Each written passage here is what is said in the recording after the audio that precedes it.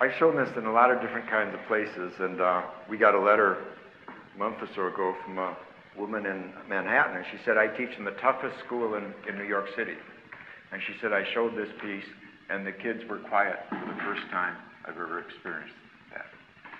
And I showed it in Idaho, which is the whitest state in America, and this woman came up, she said, my kids listen to rap, and I can't stand the lyrics. She said, but I can hardly wait to take this home, because these lyrics are saying something. So what I get from watching this, I get many things. One thing I get is hope. The realization there's a whole new language out there, folks, for telling important things. And as I say, Pitt, this DVD he's done is actually inside the cover of the flap of my book.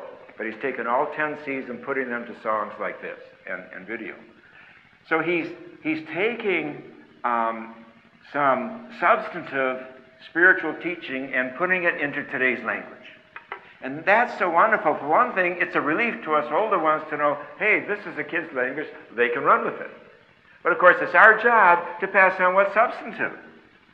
Let me just name the other 10 C's, and then I'll just talk about one, and then we'll move on.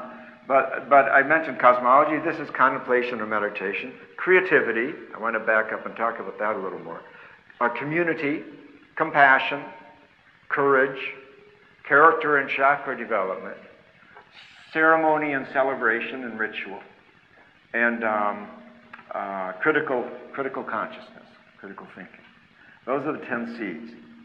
And I just want to talk about one more. It also, of course, is embodied here, and that is creativity.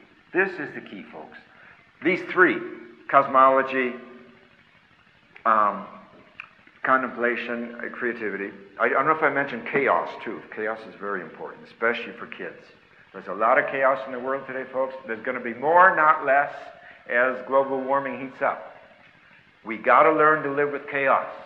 And I am convinced this is a real origin of fundamentalism and fascism, whether it be of the Vatican kind, or the biblical kind, or the Muslim kind, or the Jewish kind. There's fundamentalism all around the world today. Why?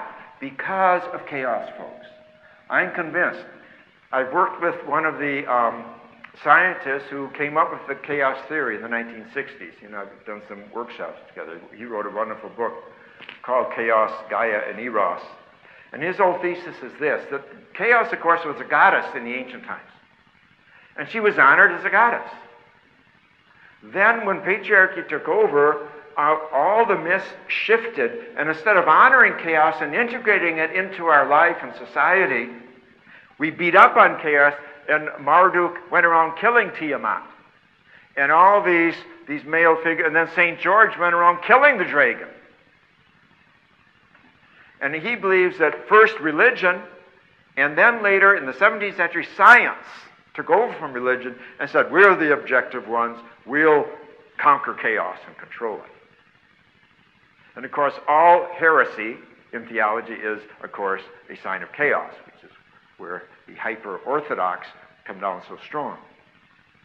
But lo and behold, in the 1960s, science itself rediscovered chaos and learned through computers, actually, that weather systems, that all of nature carries chaos and embeds it, and chaos is a prelude, of course, to new birth. And we were doing a dialogue together this past year, and a woman came up after. She said, I'm very shy and I didn't talk, but I'll tell you, she said, I'm a midwife. She said to me, nothing's more chaotic than birth. It's a mess. Well, that totally confirms what I'm saying, that patriarchy thinks it's its job to control the goddess chaos at all costs. That's why control becomes the god in a fascist or fundamentalist system of any kind whatsoever. It's universal. So the answer to fundamentalism is, of course, to recognize the role of chaos. And it's a positive role. And every artist knows about chaos. Art itself, creativity itself, I think, is a recycling of chaos. It's a taking of loose ends, broken ends, wounded ends, and in some way finding a meaning behind it all. So, creativity is such, this is how we honor the young.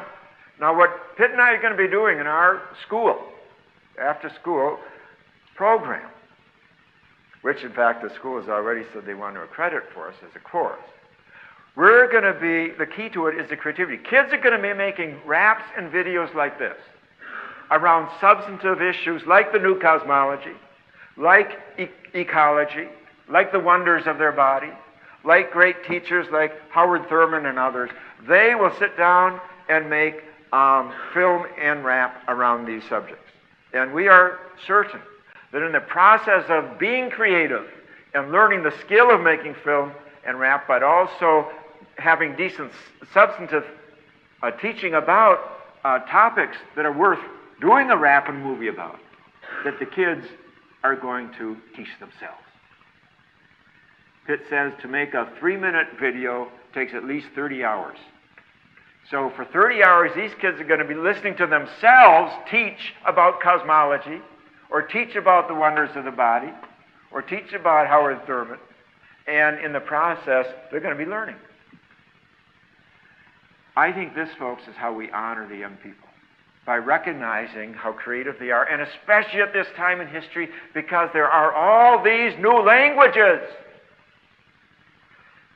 You know, you can buy a camera today for $500 and become your own Hollywood producer. It's a complete end run around the system. And kids are rapping all over this world today. And this is why we're convinced, see, rap began in the ghetto. This is where this education revolution is going to begin. From the inside, inner city out. And I think it could move very fast because education is in such a crisis today.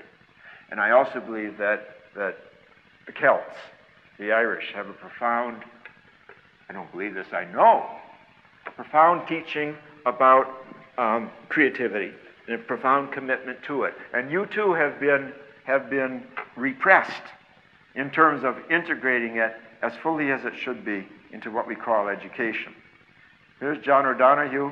He says, for the Celtic way of seeing the world, the soul is a place where the imagination lives. The soul is a place where the imagination lives. Well, think about it. If our imaginations are no longer living, if they're not encouraged to live in school or in church, then we don't have soul. And that's why they're drinking and drugging and killing themselves. Because addiction, my friends, is a soul issue ultimately. Where imagination is stifled, the soul dies. That's good Celtic teaching.